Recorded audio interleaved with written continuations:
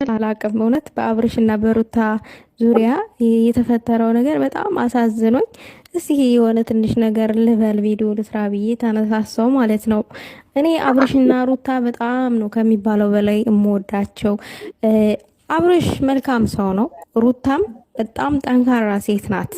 ነገር ግን በዚህ ልክ በእነሱ ህይወት ውስጥ ፈተና መብዛቱ አንዳንድ ጊዜ ሳስበው በጣም ለራሴ ጥያቄ ይፈጥርብኛል። ማለት የሆነ የተቀናበት ፍቅር የሰው አይን ነው እንዲህ አሁን ላይ እነሱ ጋር የሰው አይን ነው መሰለኝ ምናምን ነገር እላለሁኝ። ነገር ግን አብርሽም አያይዙን አልቻለበትም። አሁን በቅርብ ጊዜ በጣም ተቀይሯል። ለሩታ ጊዜ አይሰጣትም፣ እንደ ድሮ አይንከባከባትም ምናምን ነገር ይሆናል የለም ምን አገባሽነት ስሜት ምናምን ነገር። ያችም ሴት መጣች አለቀሰች። እሷን ነበር ከሩታ በላይ ሲያዳምጣት የነበረው። ሩታ ደግሞ እዚህ ጋር ጉስ ስለሆነች በጣም ተነጫነጨች ምናምን ነገር። አዎ ልክ ናት። በእርግጥ እኔ በዛ አጋጣሚ የሩታን ጥንካሬ በጣም አደንቀዋለሁኝ። አሁን ራሱ ኦቨር በስቶባት ነው እንጂ ቤቷን ጥላ ልትሄድ አትወስንም ነበረ። ነገር ግን የሆነ ታግሳችኋል ሌላ አንድ ቀን ስልችት ይላችኋል እና እስከ ዛሬ ድረስ ምንም እንደማይፈጠር ነበረ አድርጎት የኖረው ማለት ነው። ምንም ጥለው እንደማትሄድ የትም እንደማትሄድ ምናምን ነበረ አብርሽ ሲያስብ የነበረው።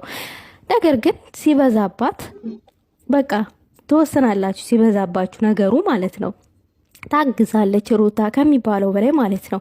ከሚባለው በላይ ቤት ጥሏት ሲሄድ ያችን ሲያባብል ያችን ሴት ምናምን ነገር ነበረ። ዛሬ ሩታ ልሄድ ነው ስትል ተወቃሹ እዚህ ጋር አብርሽ ነው። ይቅርታ አድርጋለት ለአብርሽ አሁን እንደገና መኖር ቢጀምሩ እርግጠኛ ነኝ አብርሽ በድጋሚ ስህተትን ይፈጥራል። የማያዳግም እርምጃ ሩታ መውሰድ አለባት። እሱ የሚሆነው ምንድን ነው? ለተወሰነ ጊዜ ቤተሰቦቿ ጋር ሄዳ በቃ እዛ እረፍት ታደርግ። ከዛ ለውጡን ያየዋል። የሩታ ደግነት፣ የሩታ ትግስት፣ ሁሉ ነገር ቃስ በቃስ ለአብርሽ ይገባዋል ማለት ነው። ነገር ግን ዛሬ ላይ የሆነ ነገር ደግሞ ነገ በድጋሚ ያጠፋና ባለፈው ጊዜ እኮ ያንን ከባድ ስህተት እንኳን ሰርቼ ይቅርታ አድርጋልኛለች እንኳን ይችን ትንሿን ይልና ደግሞ እንደገና ሌላ ስህተቶችን ሩታን የሚጎዳ ስህተትን ሊተገብር ይችላል። በእርግጥ አብርሽና ሩታ ለሰከንድም እንኳን ተለያይተው ማየት ያመናል።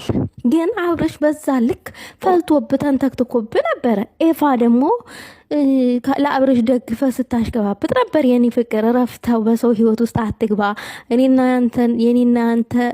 አንተ የራሳችን ህይወት እንኖር ብዬ ሀሳብ ስሰጥ አልሰማ ብለህ ነበር ስታሽከባብጥ። ዛሬ ደግሞ ይቅርታ ሩታ ቂም አትይዝም፣ ይቅርታ ታደርጋለች፣ ይቅርታ አድርጋላችኋለች።